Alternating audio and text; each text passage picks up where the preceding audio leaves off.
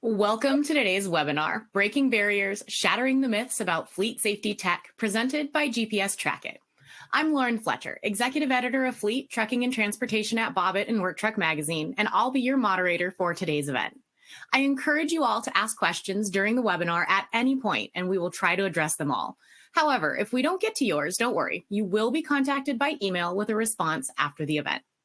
I am joined today by our speaker, Jeff Alsop, Senior Director of Indirect Sales at GPS Track It. Thank you so much for being here. Why don't you tell us a little bit more about yourself, Jeff? Sure, Lauren, appreciate being here. It's going to be a fun day learning about busting some myths today. So I've been in the telematics space for roughly 20 years. I was a reseller for GPS Track It. I've been with GPS Track for the last 6 years. Done a lot of different positions and really love where I am right now in channel sales and partner sales and working with partners like Bobbitt to do these presentations and hopefully give some companies some good information throughout the day here today. So I'm just excited to be here and ready to get cranked up. Awesome. Well, I'm sure myself and everybody here is ready to go. So why don't we go ahead and just get right on into it? Let's do it. Let's shatter some myths here. All right.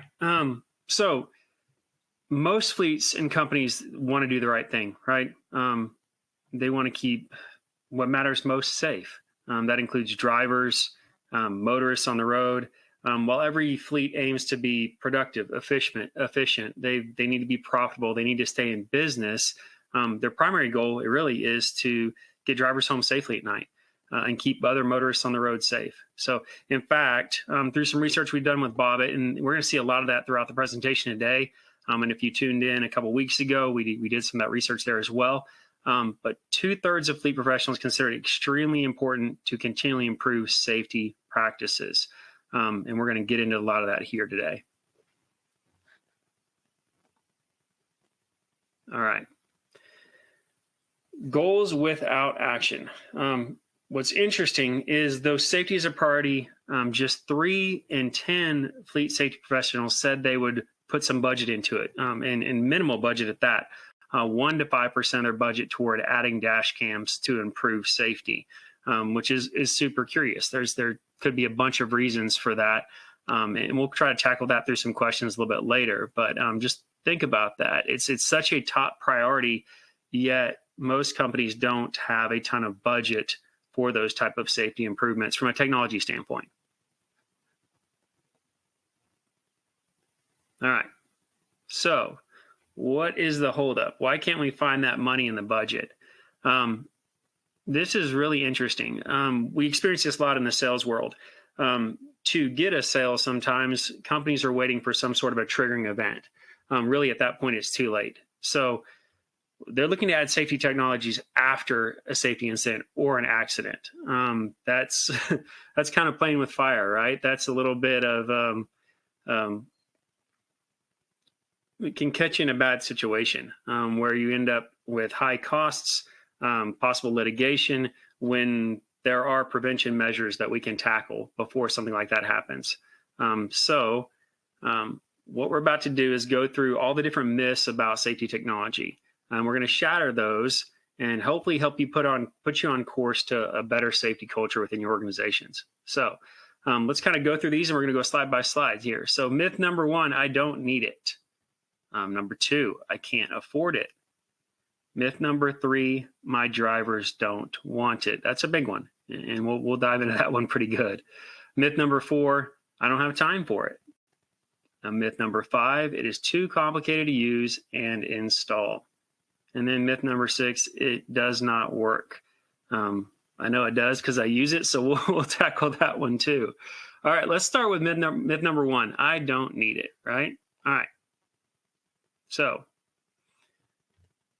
I think everybody needs it. Population has grown. There are infinitely more vehicles on the road today. We've seen a massive increase in crashes. There's some data to back this up too, guys. In 2021, almost 525,000 large truck accidents in the U.S., over 100,000 more than the year before.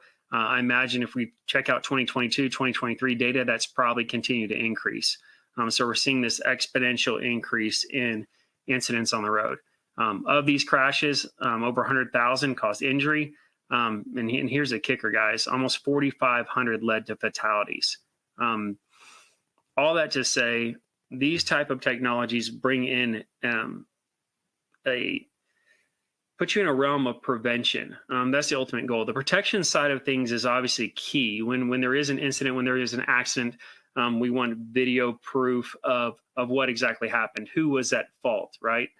That's a big kicker. But I'd argue that the most important part of these type of safety technologies is the prevention angle of it through the use of artificial intelligence, in-cabin notifications, things like that, data that provides you information to coach better off of, to create policies around, really helps to prevent these things from happening.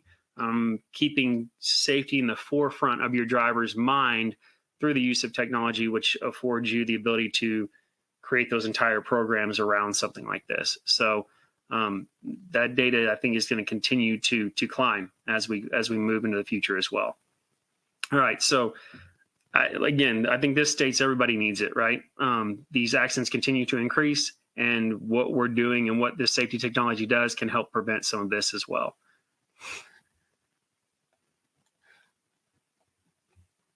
All right, myth number 2. I can't afford it. All right, now this is huge. A couple weeks ago, I did one of these with Lauren, and then a couple weeks back, I did another one, and we talked about nuclear verdicts. So pricey vehicle repairs, workers' compensation, inaccurate payrolls that cost you money, unplanned downtime when you have an accident. When compared to those type of expenses, an investment in safety technologies, i.e. dash cams, it seems pretty small. So let's kind of go through some of these. Nuclear verdicts cost money. They cost more than ever right now. In fact, here's some good facts for you here.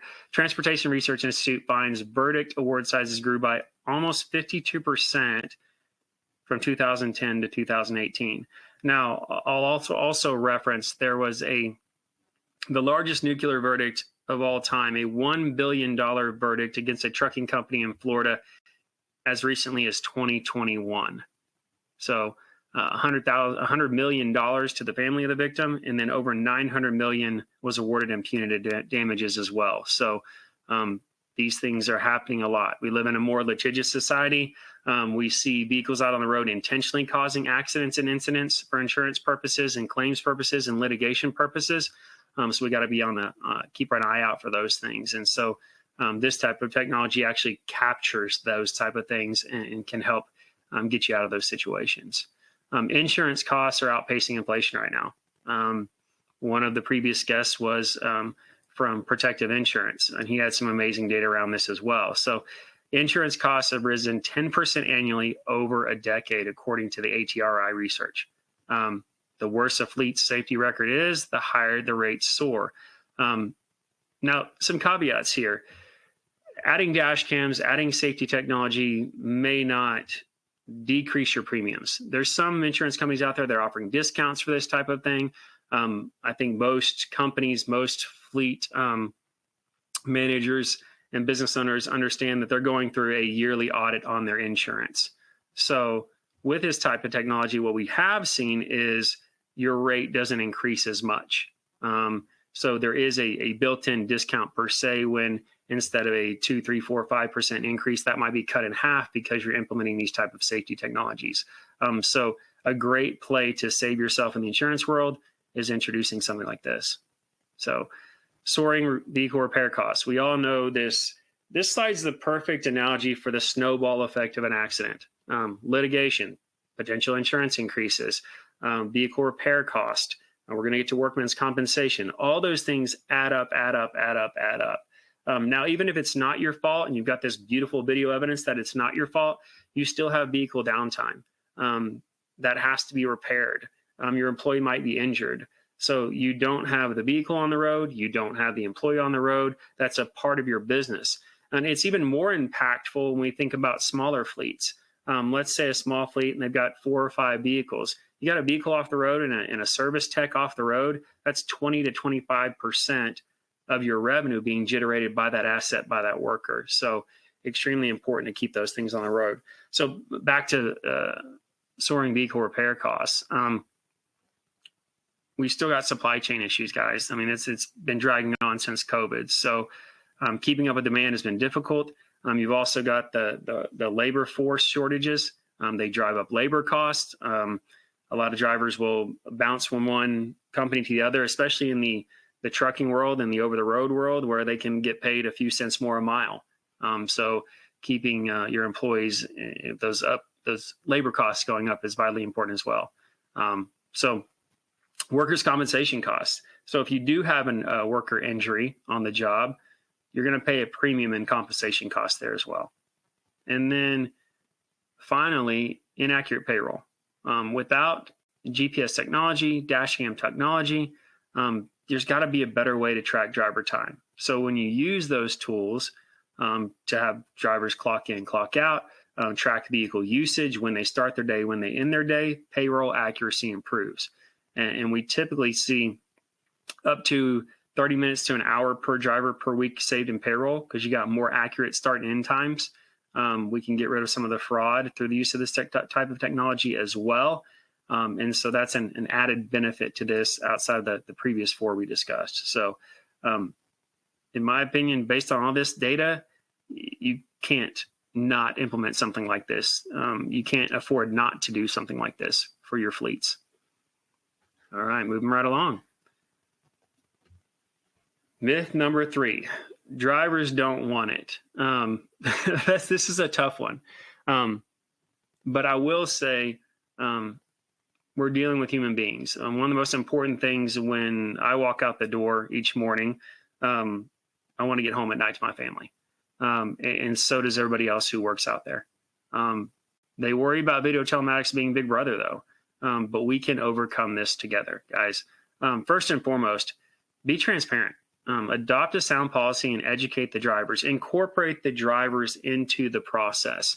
A good sign of leadership is taking the feedback. I hear some of the people I work with a lot talk about, hey, I understand what we're trying to do, but I just want to understand the why. So let's make sure we explain the why to our drivers. And first and foremost, it's not big brother. It's more so to protect them. I mentioned previously, there's people out there intentionally causing accidents. We want to make sure we protect our drivers from stuff like that and being at fault for things like that as well. So definitely be transparent about that with your drivers and incorporate them into the process. Part of that is don't make this punitive. You got to put a carrot at the end of that stick. Most safety programs are successful when there's a rewards program, an incentive program, a competitive program built around safety and safety scoring and driver monitoring. And it's amazing what happens. Point number 3, have fun with it. When you establish those type of competitions. A couple of years ago, I went to a safety conference of one of GPS Trackit's larger clients. Ton of great data came out of that. They were able to slowly and steadily for the last half of the year decrease all their speeding metrics and their driver aggression metrics across the board through all branches, all divisions, right? That was fun, but what every single person in that room was waiting for was the rewards at the end of the year. So top drivers got like $1,000 gift card. So people were winning big screen TVs for their safety records. And it came down to, I think, 1/10 of a point between the number 1 and the number 2 driver. So these guys get into competition. And I think it's vitally important to create that type of an atmosphere for them. And that helps breed a better safety culture. Now, side note here, guys, if you're going to implement a safety policy, a safety program, the key here is you have to be willing to enforce it. That's the hard part, right? I mentioned labor shortages, drivers leaving for people implementing safety technologies potentially. But that nuclear verdict that I mentioned, that $1 billion verdict, was because of negligence on that company's part for a driver with a really bad safety record. So unfortunately, part of this process is if they're creating extreme liabilities, you might have to part ways with an employee. But those that that you're transparent with, that are able to provide you feedback, that are able to give input, and you explain the why to them, and you create a game out of this, and you create incentives out of this, they're going to stick with it, and it's only going to improve your business. And bottom line, they're going to get home at night. So, and build that trust. So one of the pieces of technology that we offer to build trust and get rid of this notion of Big Brother is what we call driver safety assistance, DSA. So this alerts the drivers to certain errors, certain automated triggers around driver behaviors, so they can correct them in real time with those real-time automated notifications within the cabin. So I'll give you an example. Our video solution does distracted driving, but we also layer in DSA so that if the camera is aware or monitors that they are driving distracted, looking out the window, looking down, not paying attention to the road, no eyes on the road, it's going to give them an audible notification. It's going to give them a verbal pay attention warning, give them a few seconds to get eyes back on the road, get settled before it generates a distracted violation. So that is continually adding an extra layer of coaching, notifying them of a warning before they get a violation video, because a lot of drivers are just like, everything I do, it's an alert to my supervisor and it's an alert to my boss. And there's tons of video of me in the system. And my boss is always breathing down my throat about it, around my neck about it. And this gives them that extra layer of coaching to allow them to correct that, and brings them more into the process, makes them more aware of how they're operating the vehicle. And I can speak to this firsthand. I test all our products, guys. So when we implemented DSA, it was really a game changer, honestly, because I caught myself on my cell phone too much. I caught myself not paying attention too much.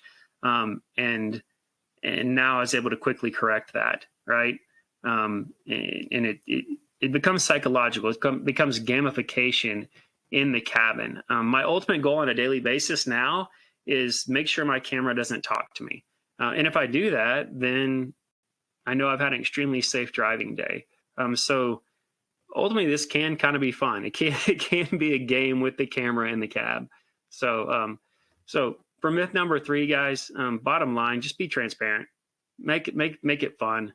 Incentivize your drivers to be safe, and it'll go a long way. All right.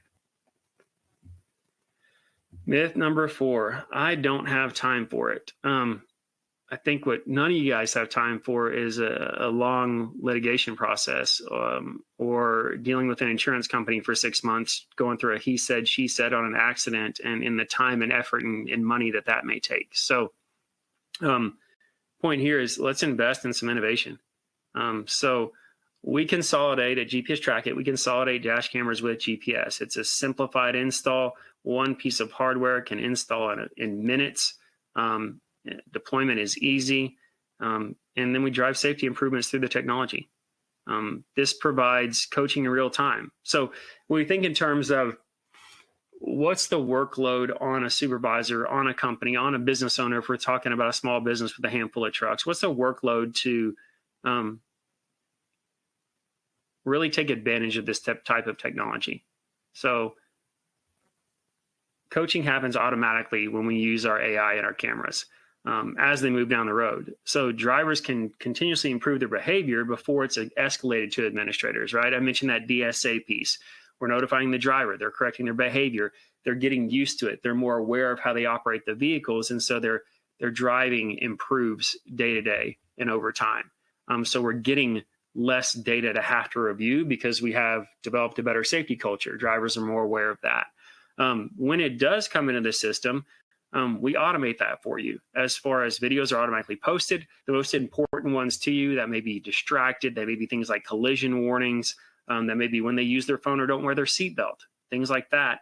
We can have those automatically texted or emailed to you in real-time alerts, so that you're aware of that situation in real time. And you're not having to comb through a bunch of videos looking for exactly what you want. We've got filters within the platform as well, so you can get the information very quickly. And then you can intervene only as needed, right? So those safety events that you want your alerts for, or the most egregious events, you know those things in real time. And you've got all that at your fingertips within the platform to quickly find, look at that. You can add coaching notes to this and have that ready for a driver review very quickly. So we do a lot of things within the software, within our training, to help make sure that this doesn't cost you a lot of time. It beats coming through pages and pages of reports trying to find things versus when you have quick and actionable video evidence from our solution. All right, myth number 5. It's too complicated to use and install. Like I mentioned, guys, this is installed in minutes. We can hardwire this thing. We can do a hybrid installation with fuse taps, or we can plug and play. Guys, I'm no mechanic. I installed this in my vehicle probably in about 15 minutes. Probably the most technical part of this whole thing is just being able to put the cabling underneath the headliner. That's about it. So this is very fast, easy to install.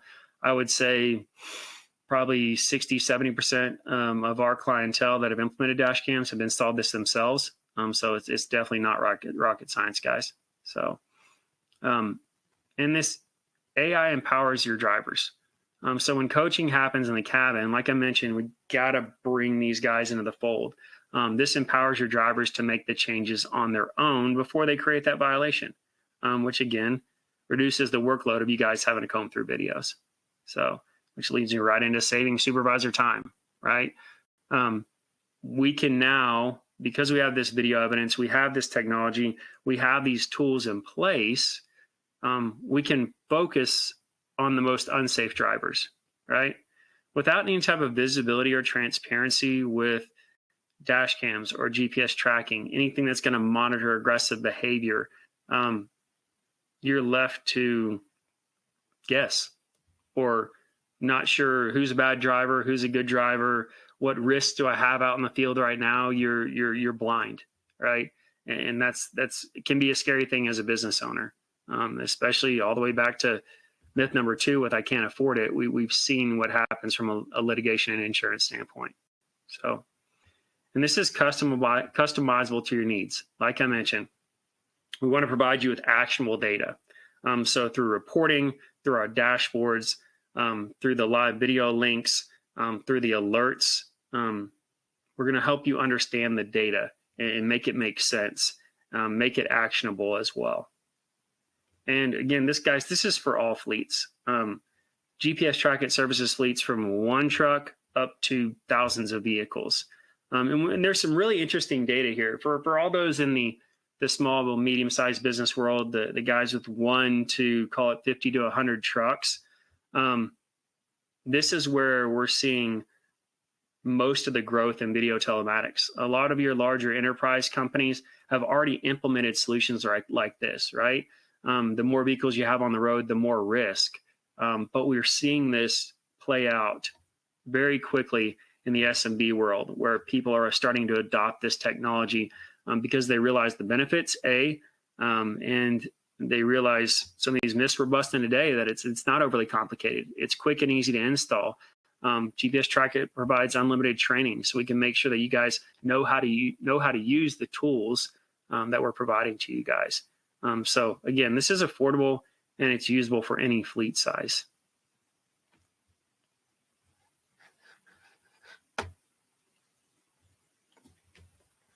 And myth number 6, it does not work.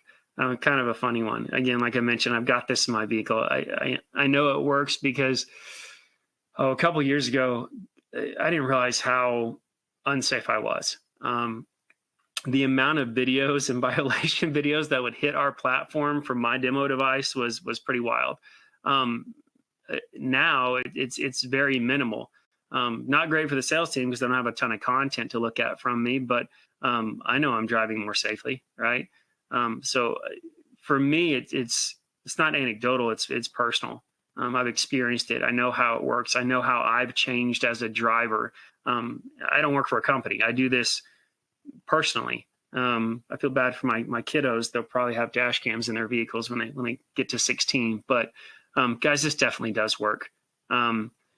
We see that through the market, through companies adopting this technology in very quickly. It's early 3, 4, 5 years ago, this was a luxury. Now I believe it's a necessity. Quick testimonial from one of our clients. It's not only the video proof, it's also the information the system has of each one of my vehicles in real time. Very trustworthy and definitely very useful. Absolutely. And that's from the owner of Chin Diesel. We get these testimonials all the time. The ability to essentially be virtually in the cab with your drivers, to provide peace of mind that you've never had before. It's game changing. We think about a business owner or folks that have been with a company for a long time. It's emotional to them. Running that company, making sure that company is successful, making sure that company is profitable, making sure that company stays in business. That's a key part of a lot of people's lives. And we want to be able to protect that in general. Thinking back all the way to myth number 2, where we talked about nuclear verdicts. The nuclear verdict on a small business puts you out of business. So we should do something about that. And the key points of all of this and what we're trying to do here is, number 1, we want to get everybody home safe at night. We call them the 2 Ps, prevention and protection. I mentioned the protection side of things. This is going to provide you guys with that evidence when something does happen. But again, most importantly, with the tools we have, both in-cabin artificial intelligence to notify your driver in real time of bad safety practices, so that they're more cognizant of how they're operating their vehicles. They're more safe in the field, right? Also externally, if we're tailgating, if we got lane departures, if collision warnings, things like that, that can help them better understand the other motorists around them and in their external environment to become better drivers as well, is key to not having to, hopefully, can't guarantee you're never going to have an accident, right? But hopefully reduce the amount of protection we have to do because we're doing a lot of prevention ahead of time. And I've seen it play out in my own life, guys, honestly. So, all right. Myth number 6, hopefully busted, guys, or shattered. So GPS Track It, we provide an all-in-one solution. We help fleets push boundaries, break barriers, and boost safety. Again, I've talked a lot about this. This is an AI-based solution. Real-time in-cabin voice notifications. Kicker, available in both English and Spanish. This is one device, 2 solutions. Full-blown telematics, mileage tracking, reporting, start and end day, full suite of alerts for things like speeding, excessive idling, all the bells and whistles of what you traditionally see in the black box GPS tracking world, but now we're layering in this robust technology with video. Again, I can't speak enough about DSA. This is going to empower your drivers to make corrective changes on their own. This brings them into the process, right? This helps alleviate the idea of Big Brother and just worried about every time something happens, supervisor gets a video. And again, can't stress this enough, affordable and easy to use and easy to install. Again, installed in minutes.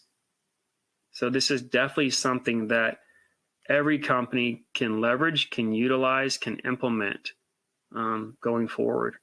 And I want to stress, if you're going to do something like this, which I think you should, that you got to understand what comes with that, right? We have to have that process in place, have that program in place. We want to reward, but we've also got to be willing to do the right thing when we find unsafe drivers that create that liability and that risk to our business, which is could put us out of business potentially. And we have to enforce those. That's the hardest part about this whole deal, guys. But you're going to have all the tools you need to be able to do that with cause.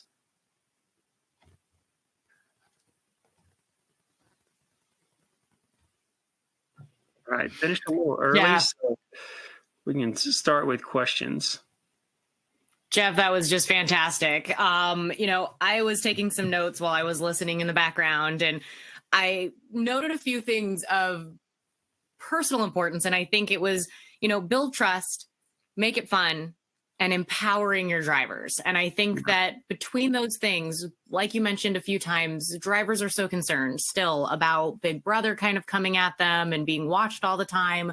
But I feel like if you can really take it and help the drivers understand that this is truly for them and to help protect them, and keep them front and center, that really does seem to make a difference.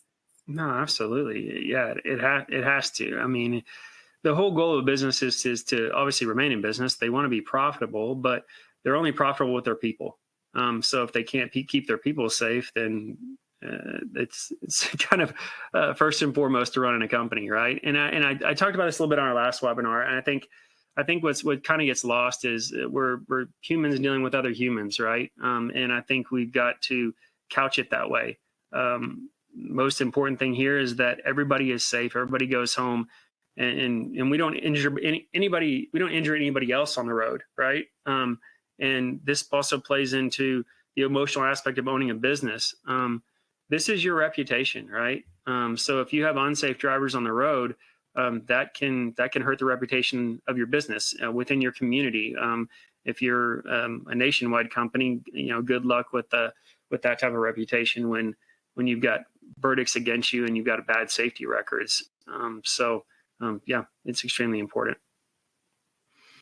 Well, as we mentioned in the beginning of this webinar, we do have some time for some questions. So if you haven't dropped a question in, please go ahead and do so. I do have a few that are coming in, and it's time to put Jeff in the hot seat now and throw some questions his way. So a fantastic one just came in. What is a good way to make this a game for the drivers? Do you have any examples that you might be able to share about how to kind of gamify all of this? Sure. I think it goes to safety scorecarding, right? We have to come up with a goal in mind as far as what are we going to do at the end of the year, at the end of the quarter? Are we going to do how do we scale out time periods with certain prizes and rewards with that, right? And then we've got a few companies that will post those safety scores on a weekly basis, and we create that fun competition out of it where they're checking the break room board to see where they are in the pecking order of safe driving. And I think that's where it starts, right? Is giving those drivers visibility in how they're scoring, right? That's where the competition starts, and that's where guys really kind of start adopting that culture, and then just kind of deciding on how often are we going to reward, what does that look like, if companies are doing a big end of the year type thing, then creating an awards presentation out of that for safe driving. That's the fun way to do it. For me personally, it's a game in the cab every day. And if you can have that mindset as a driver, it really changes the game for me. At first I was kind of annoyed. I was like, I didn't really do that. And then you go back and watch and you're like, holy cow.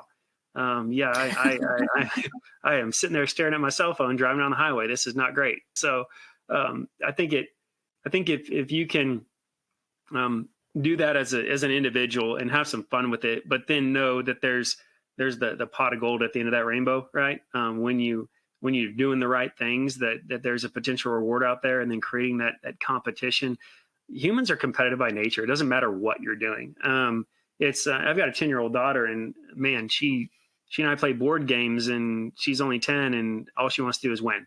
It starts at a young age. I think it's just ingrained in us. So when you create that competition, I think that changes a driver's mindset as well, because they know there's something at the end of this. So I think, you made a good point as well. The reward side of gamifying things doesn't always have to be a financial incentive. While I'm sure, a gift card or something's nice, just some kind of recognition at a meeting or at an end of year event can go a really long way as well. Yeah, great point. The attaboys a lot of times mean more than getting a gift card. The ability to be recognized amongst your peers in front of your company, that's massive. And you're nailing the head, Lauren, right there. Absolutely. Moving on to another question that we got. So looking at the time of year right now, so winter is here. It's been snowing off and on in Central Oregon where I'm at. It's definitely getting colder.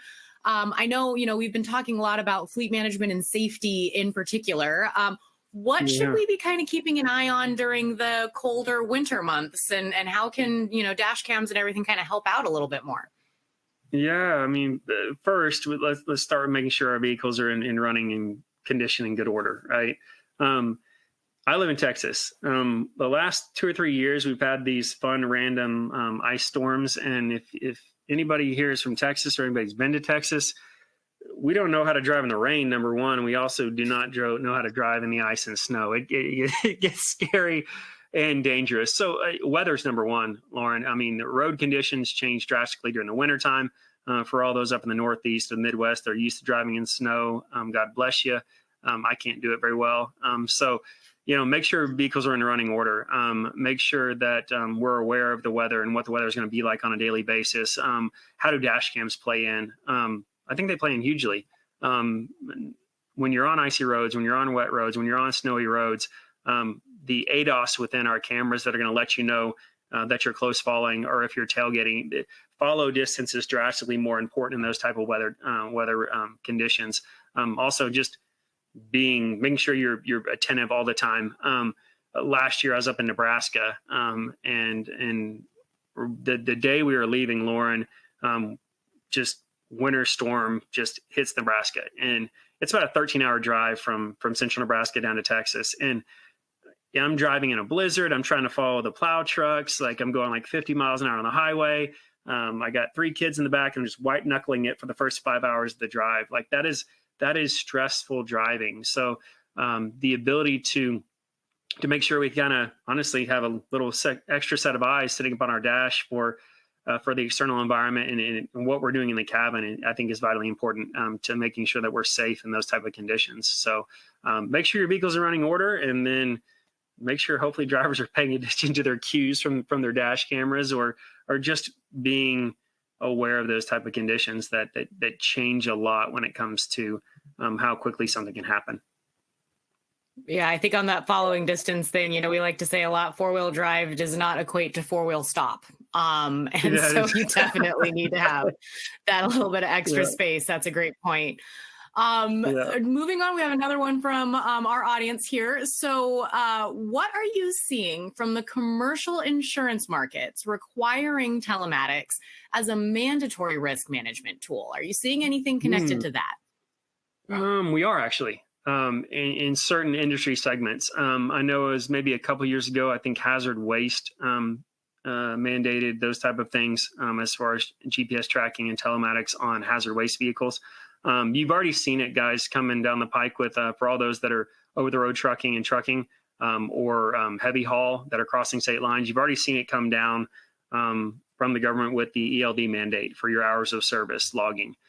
So yeah, certain industry segments, definitely we're seeing those type of things. I think on a case-by-case basis, we're seeing that mandated by insurance companies that for certain size fleets, for certain fleets that are potentially about to lose their insurance. They're like, hey, I've actually had a handful of clients that are like, hey, my insurance company has come and said to us, we have to implement this or we run the risk of losing insurance. And there's even industries out there that have to be self-insured now. I think, gosh, having a dash cam solution, have a safety technology, if you're self-insured, is even more important because of the cost there. So yeah, absolutely. Across different industries. And then really, hopefully this prevents you from your insurance company telling you have to get it because you already have it and your safety scores are so low that you're getting those discounts. You don't want to be in that bucket where they're like, get dash cams or your insurance is dropped. So definitely keep that in mind. Be ahead of the game instead of being forced to do it. No, it makes a lot of sense. I really like this question. I think that it connects to a lot of what you've been talking about. You've mentioned AI, several times, as well as the, human driver. So in an industry that's really rapidly advancing with technology, what's your take on the balance between human decision-making and automated systems when it comes to safety? And how can fleets kind of maintain this balance more effectively? Yeah, I think the technology is just rapidly improving. We've seen over the last handful of years, and AI is touching a ton of components of our lives. In the safety world, with Chat GPT and content, with marketing, I mean, it's just across the board. People are leveraging AI. I think in the safety world, you do have to find that balance. AI is programmed to see what it is supposed to see. Sometimes it doesn't have the context that you as a human would have. So when we think about watching a video clip and AI says, yeah, it was a hard break, but contextually as a human, we're going to view that and see, okay, was that a hard break to avoid an incident? Great, that's positive, right? Not negative. So again, AI sees what it sees. It's very smart and it's very accurate at reporting what it sees, but you still need that human element to provide that proper context to that. You still need, in a lot of cases, eyes on that and understand the situation so that you can make the right call on it. And whether events occur and they're actually were a quote unquote safety event, but they were for a positive reason to avoid an incident, to avoid an accident, to prevent something bad from happening, versus one that is important to see because it could lead to risk and it could lead to an incident. So I think there's definitely that balance because I think, in my opinion, the human eye, the human element is the one that can provide context and dictate between positive and negative more so than AI knows what it sees and it's reporting what it sees, but it might not have that type of intuition you need or that context you need to truly understand the exact event that occurred. No, I have done a drive before testing various different systems. And I think one of the more educational experiences I had was on a construction lot. And there was a stop sign that somebody had put up to simply warn the drivers to just be aware in this small non-legal place to be driving. It was just a parking lot.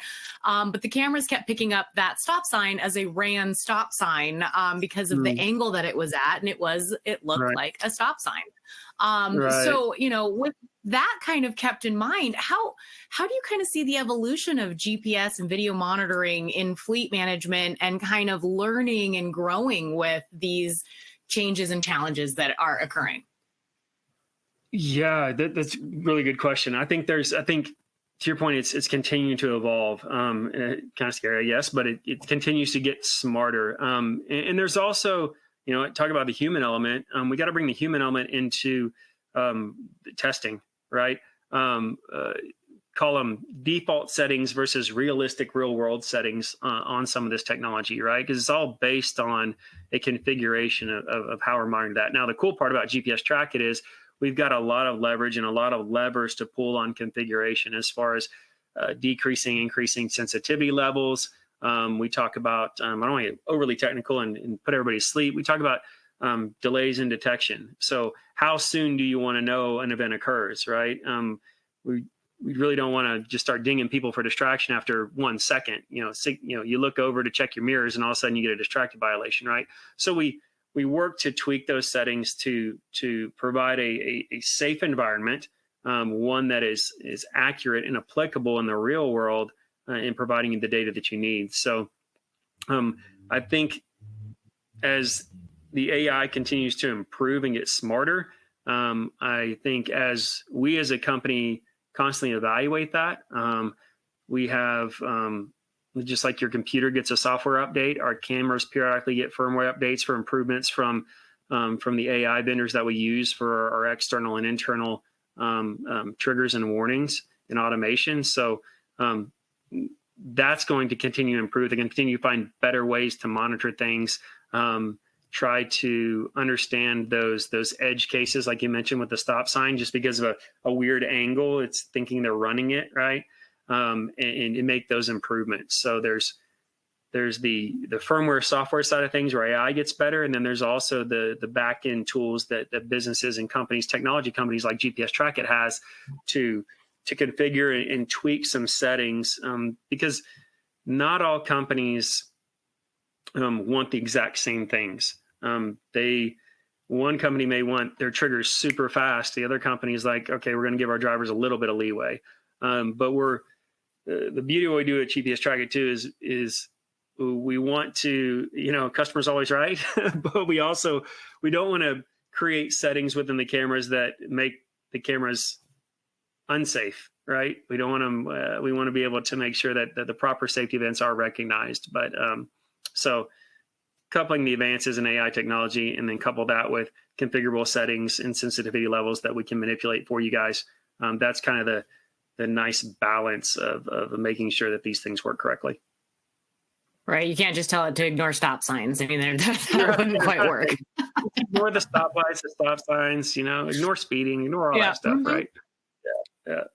No, so I think we've talked a lot about, using this system and using the technology. But when it comes to actually implementing and taking the time and investment, what are some key tips that our audience can use to really implement this type of a system efficiently if they haven't really got started on it yet? Yeah, I think we go back to the number one thing in what we hear a lot is, well, my drivers aren't going to like this. So let's start with, hey, let's find the right solution. Let's understand the solution, the tools that we're going to have. That way we can explain that to drivers, talking about the program we're about to implement, the why behind this. Start there, right? We've chosen the right solution. The company is aware of it. The company knows how they want to use it, right? The company's informed the drivers of what we're going to do. Try to get that feedback, try to get that buy-in, help them understand the why to where we're all on the same page to start with, right? And once we're there as a company, we implement the technology. And like I mentioned, installation is fast and easy. Now, I highly recommend when you get it put in. And then 3, we offer free and unlimited training. Make sure that when you're in the software, you understand how to use the tool. Think about why we're getting this in the first place, and then learn how to use those tools within the platform to where you can become efficient at it over time. And then you can also help you grow into the solution. Start leveraging and utilizing more of the feature sets and the tools that GPS in general, as well as dashcams offer. You take that crawl, walk, run approach to where you can scale your safety program with the tool you have now. So, but I think it all starts with that making sure everybody's on the same page first and foremost, and then making sure you're trained on the solution. What we find is the most successful companies with our solution, with any telematics or safety solution, are those that take the training.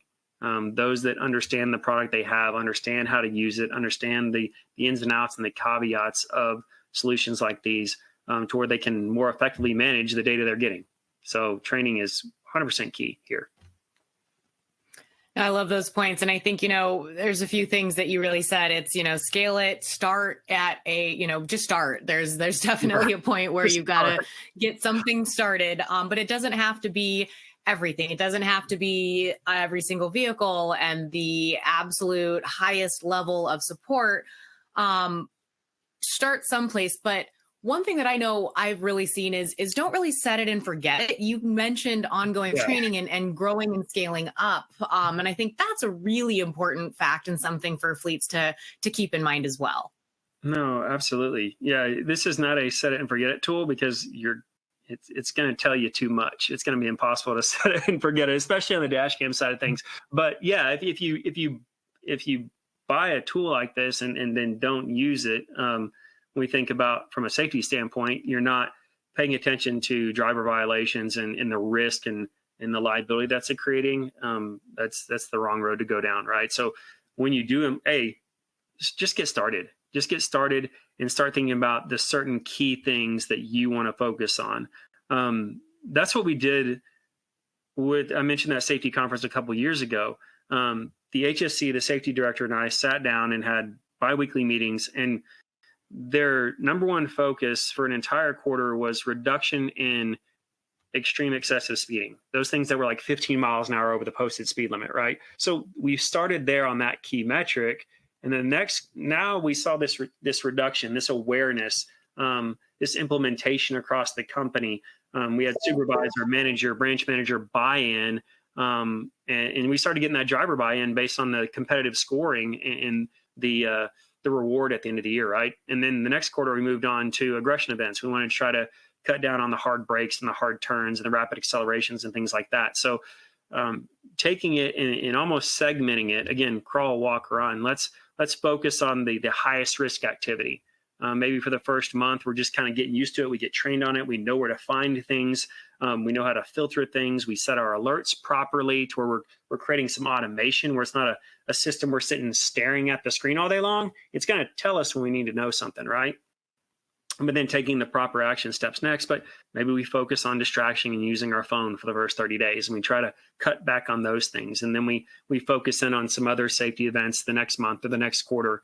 And then by the end of 6 months, you've got this extreme change in safety factors, safety score, the culture of the business, because we maybe didn't necessarily try to cram everything down everybody's throat all at one time, right? We're providing these key focuses. I've got a decent attention span, but I'm a decent multitasker. But if you want to throw like, hey, don't do this, or this today, it's like, can I focus on one thing that you want me to try to eliminate, right? So scale it correctly internally within the company as far as monitoring, as well as with your drivers. Help them try to simplify the focus on a daily basis, weekly basis, monthly basis.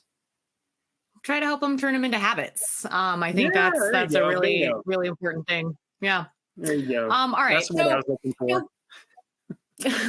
Looking ahead, what are the next steps for GPS Track It in evolving its safety technology to really kind of meet needs and keep you guys ahead and kind of better than your competitors? What are you guys looking for in the future? Oh man, we're constantly trying to evolve. We've got some brilliantly talented people in our tech department, in our product department that are always looking for new product. The vendors we work with are really adept at, like I mentioned, we're updating firmware. Our cameras are getting smarter. We're implementing more back-end tools for us to monitor and make adjustments as necessary. So we're really good at doing that, and we look to strive to do that on a daily basis to ensure our products are best of breed and our solution is best of breed. Innovation on the platform side, as far as giving clients more tools to use, making the existing tools we have more intuitive, easier to use, right? Creating those simplified workflows within the platform so that we get rid of that myth of I don't have time for this. And then also thinking about using AI technology for not only the dashcam side of things, but the platform, the data in general. Let's make the data we have smarter. Are there better and different ways that we can use the data we have in more simplified dashboards, or make it easier to find and recognize the key things that a fleet manager is looking for? So you gotta constantly think about evolving and innovating. We at GPS Track It actually have what we call is an innovation council. It's our ideas council, bringing what could be, what's possible to the forefront, putting those things within our roadmap so that we can implement those down the road, right? I think that's key. I think discussion and conversation around what's possible is extremely important to grow as a business. And I think in turn, that only helps us better serve our clients. One of our key values is we are a customer-centric company. So everything we do is with our clients in mind. How do we make their lives easier? How do we give them more peace of mind? How do we provide better products for them to run their business? Like, we want to be part of that journey with our clients so they can get the most out of their business. So there's your. I love it. Everybody in my company is used to those long answers, so there you go. There's my non-succinct answer to your question, Lauren. No, that's fantastic. And I think, that is an absolute perfect way to start wrapping this up. We are hitting our time limit, and I really want to make sure if anybody asked a question that wasn't answered, we will make sure we follow up via email to answer your questions individually. We really hope you all enjoyed today's webinar. And I just want to thank Jeff and GPS Track It again for today's presentation. And I just want to mention that this webinar will be available on demand to share with all of your friends and family on the Work Truck website at worktruckonline.com/webinars. Thank you so much, and we hope you have a fantastic day. Thank you, Lauren. Thank you, everybody.